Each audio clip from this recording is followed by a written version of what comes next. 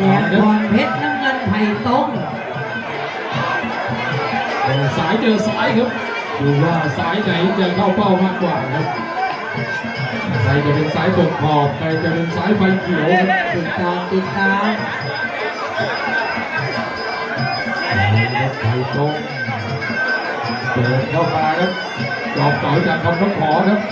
ตำบลคำเขื่อนแก้วอำเภอสิรินธรครับ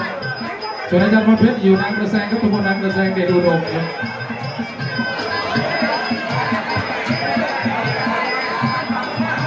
อันนี้ก็มีคุณพี่กุหลาบขาว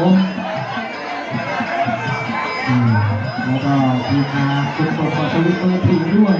อาจารย์นินจาสอสุมาลีครับฝั่งแดงนี่เนื้อตัวดีนะพี่อุทิศนะเนื้อตัวแกเปรี้ยเลยคพรับรเพชรลูกนางกระแซงครับเดชอุดมน้ำเงินก็ไผ่ต้มเป็นพักนกขอครับน้องฝั่งพักนกขอสุวรรณวารีมีเสียนของครับมาด้วยเสียนของนางฟ้ายิงยังมีเจอเสี้ยนของเพชรสอราชบุตรคนโตตอนนั้นในวันเอวโหดมาทุกศึกครับถ้ามีทีมงานมาชกนี่สอราชอุบลของเราอยู่ตลาดสันติสุขนี่แหละใครอยากจะรับประทานลาบอร่อยไปหาสอราชอุบลคนโตเพลงงานฝั่งพักนกขอมาเชียร์ด้วยกันแล้วก็นางกระแสเดชอุดม35,000ที่หนึ่งนะแข้งขวาซ้ายตามด้วยหมัดซ้ายครับโอ้โหพรเพชรเลือดจะโดนนะอาจารย์พรเพชรเขาตั้งลำแล้วอาจารย์ก็ไม่ปล่อยให้วินาทีผ่านไปง่ายๆเลยทั้งคู่เลยครับเดินเข้าไปครับพรเพชรแดงไผ่ตรงน้ำเงินก็มาเลยหาครับไผ่ตรงอยู่ที่หนึ่งนะไผ่ตรงวันนี้ก็มีอาจารย์แบงค์นะครับ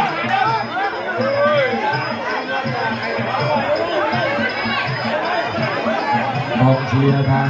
กับต้องขอ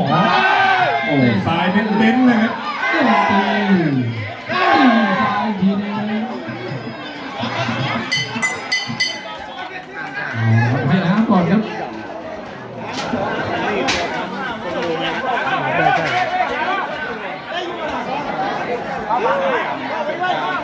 เส้นที่4เนี่ยถือว่าไม่ถึงพอ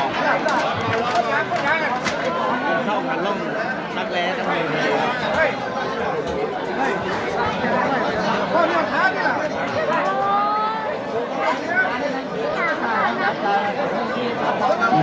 สีฟ้าอาจารย์กุหลาบขาวแล้วก็ตื่นแล้วก็ตื่นผมเพชรลูกเราคอมเมนต์ไม่ต้องมาเดี๋ยวสัมผัสลีลาก็ดูชมและสุดอยู่น้ำเงินก็ดูแบงค์ครับมีใจกับเรื่องของแบบนี้โซล่าตะวันเพชรเมืองไทยเตรียมพร้อมนะครับกับน้องใหม่สิบโปรโมทต้นคู่ต่อไปครับ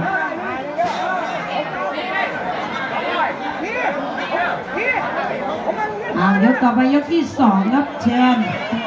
พลังขโมยคือยังยกพิเศษผ่านเลยครับเพชรเมืองไทย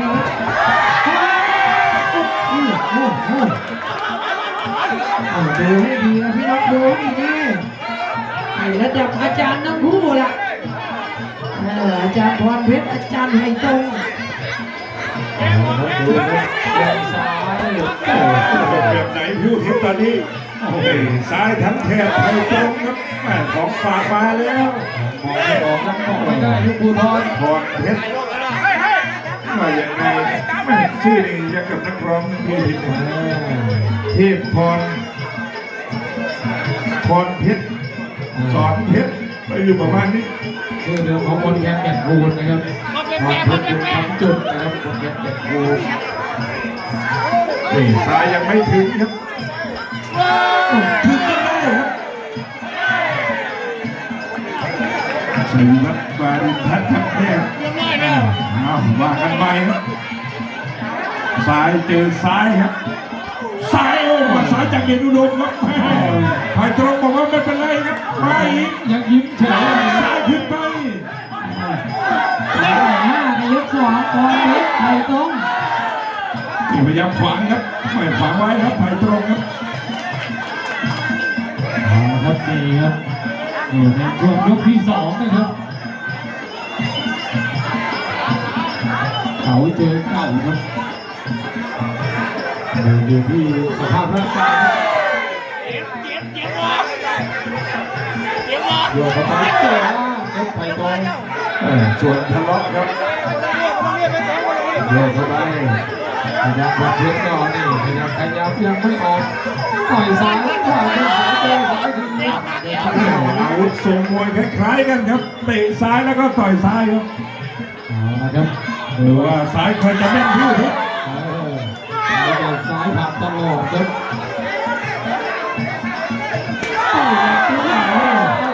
ระดับอาจารย์ โอ้โห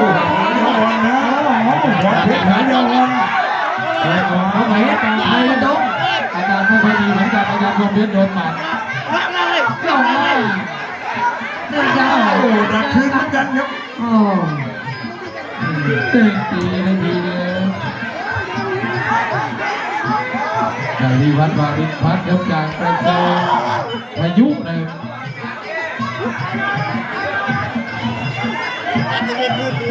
นี่ไหล่ซ้ายนี่คาราบาวครับนี่บักซ้ายมาคืนเหมือนกันพรเพชรบวกพัดนอกครับถอยดีนะประมาณนี้ เอาได้ก็หมดไปจับตัวดูให้ดีเลยพวกเราไผ่ตรงไผ่ตรง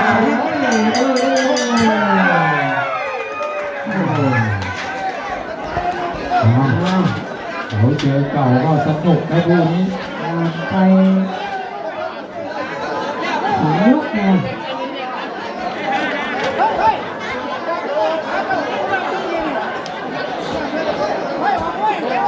คู่ต่อไปนะเพชรเมืองไทยกับเพชรใหม่นะคู่ต่อไปอันนั้นตองใจน้อยนัชชา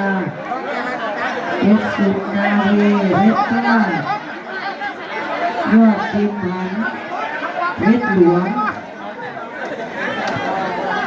พลังรักอาการได้ถ้าพร้อมก็บอกนะครับแล้วก็ขึ้นเวทีได้เลยผู้ที่ชนะเป็นผู้พิเศษ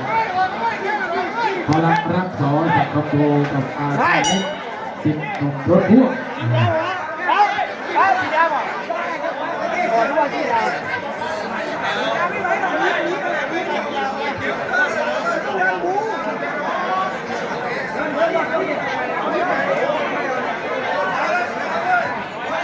มาดูมาชมมาตามนะยกที่3ค่ะบนเวทีเพชรไทยโต เจอแข้งซ้ายเข้าไปมาครับเปิดเก่าแล้วใส่ตรง แยกยุบครับพรเพชรไทยโต เปิดตีเข้าไปขยับเข้าไป เกมยกสามครึ่งทางแล้วอยากหนีเยอะนี่เอาหนีไม่ใช่หนีเปล่านะพี่พิษหนีวางอาวุธด้วยนะนี่หมัดซ้ายมา เขาบอกว่าเนี่ยต้องทำให้ดีหนีต้องทำให้ได้อ้าว 3ค่ะ เดินรถไฟตรงครับซ้ายหัวนำไปก่อน บอลเทียบ งานกระเซ็นเดชอุ้มเจ้าหัวนี้ทำนกหอศิรินทร์ ต้องโตต้องเพียรด้วยนะการนี้ ทำต้องออกไปเลย ตีโดนซ้ายพยายามจะคว้า ต่อยแล้ว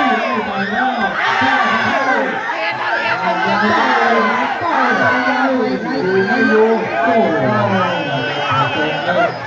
ตอนนี้ อาจารย์ทั้งคู่เลยพี่น้องคู่นี้ โยกเข้าไป อาจารย์พรเพชร ครับถอยดีนะหัวไป ไล่เตะไล่ต่อยแล้วครับ 35,000 วนออกซ้ายทีขวาทีครับพรเพชรตอนนี้ซ้ายมาเบาๆมันตีซ้ายครับไปตรง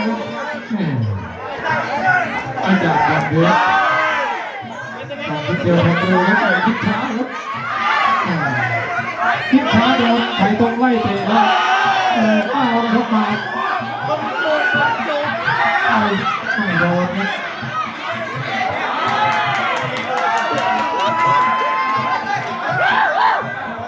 ะ ทีมงานเอฟโฟครับพบ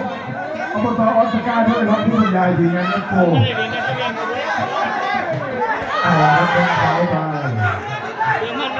ไม่ถอยแล้วพันเพชรตอนนี้ขยับพันเพชรมาช่วยแล้วนะครับเอาไปตรงเอฟเทโอ้ได้ทีมดีทั้งด้วยครับต้องขอ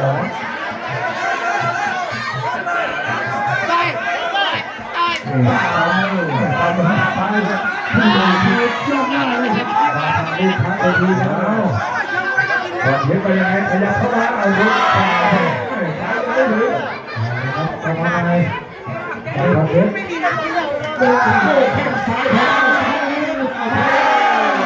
ายพอได้ทั้งการให้มีงานเยอะกว่ายกสี่ครับพักสักครู่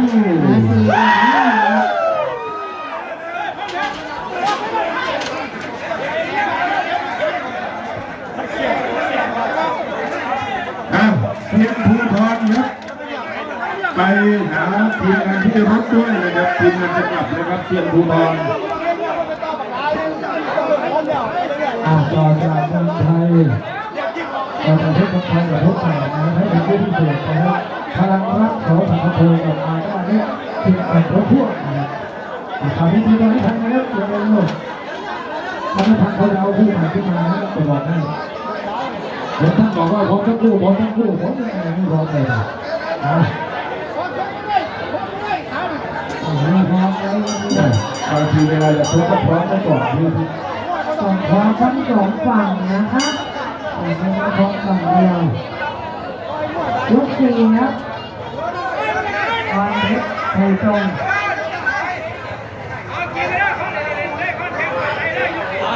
มากันต่อกินยกสี่ครับ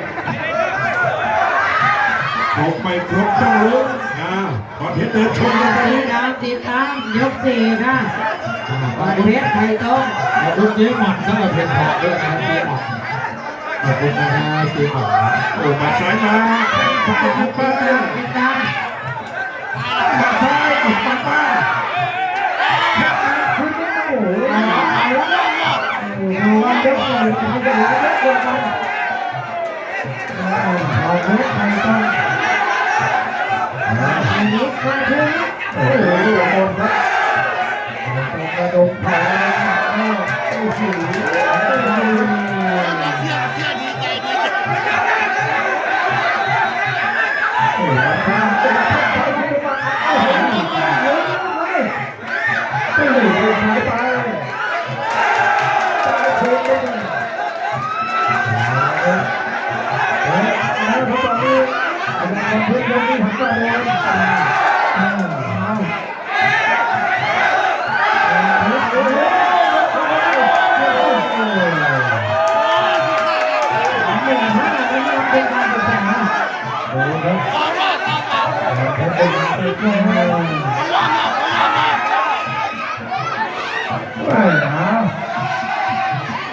ตั้งรับไหมขยับเข้ามาทางซ้ายเป็นคุณน้ำมันครับทางตรงเป็นลูกขวาที่สองครับโอ้แยกโอ้บอกว่าอาวุธเยอะจริงๆครับไทยตรงครับโอ้ยังมีอยู่หรือเปล่าครับขอบคุณโอ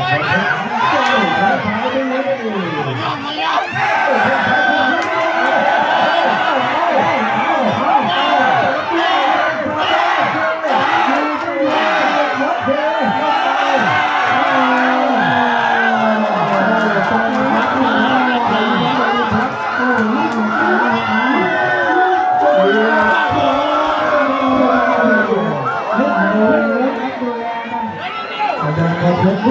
ทางซ้ายไปขอบคุณที่แล้วเราไม่รับเต็มที่นะดูมาถือว่าทำหน้าที่ดี